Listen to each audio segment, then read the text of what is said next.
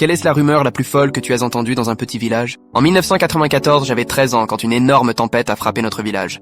Plus d'électricité pendant 3 jours. Les gens jouaient aux cartes à la bougie, discutaient, attendaient que ça passe. Ce même week-end, un gars du coin, Hugo, a disparu. Il bossait après les cours chez les Durand, un vieux ranch à la sortie du bourg. Il nourrissait les vaches et réparait les clôtures. Le vendredi soir, il avait pointé comme d'habitude. Le samedi matin, sa mère a appelé chez les Durand pour savoir où il était. Personne ne l'avait vu. Les gendarmes sont passés poser des questions. Sa mère venait de se remarier avec un type que Hugo ne pouvait pas supporter. Tout le monde a pensé qu'il avait fugué. Dans un village, c'est fréquent. Les ados claquent la porte et disparaissent. Les Durand ont collé quelques affiches, mais après une semaine, plus personne n'en parlait. Puis des trucs bizarres ont commencé. Madame Perrin, la voisine, a appelé 2 fois la gendarmerie pour des bruits venant du vieux silo à grains. Elle disait que ça sonnait comme des tuyaux en métal qu'on cogne. Les gendarmes sont allés voir mais n'ont rien trouvé. Le silo était censé être vide depuis des années, tout rouillé. Un soir d'orage, un gamin du coin, Thomas, a juré avoir vu une ombre bouger à l'intérieur quand un éclair a frappé. Son père lui a dit qu'il avait dû rêver, mais Thomas en a parlé à l'école. Bientôt d'autres élèves ont dit qu'ils avaient entendu des sons aussi, des coups, des grincements, toujours la nuit. À l'approche d'Halloween, des lycéens ont inventé un défi. Fallait aller jusqu'au ranch, taper 3 fois sur le silo et écouter. La plupart abandonnaient, mais Léa l'a fait. Elle est revenue livide et n'a rien dit pendant plusieurs jours. Puis elle a confié à sa meilleure amie qu'après avoir tapé 3 fois, elle avait entendu 3 coups en retour. Puis un long grattement, comme des ongles sur du métal. Et enfin, une voix, faible, mais bien réelle. Impossible de comprendre les mots, mais ça ressemblait à un appel à l'aide. Les adultes disaient que c'était juste des histoires,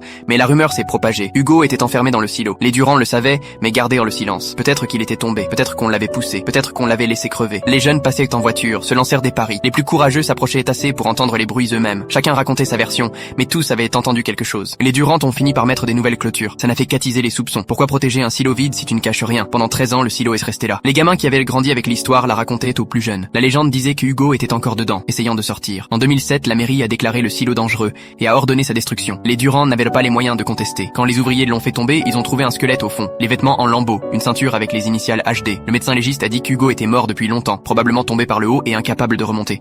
Les parois étaient trop lisses, trop hautes, mais il a aussi dit autre chose. D'après les os, Hugo n'était pas mort tout de suite. Il avait survécu au moins une semaine, assez longtemps pour répondre quand on tapait, assez longtemps pour appeler à l'aide.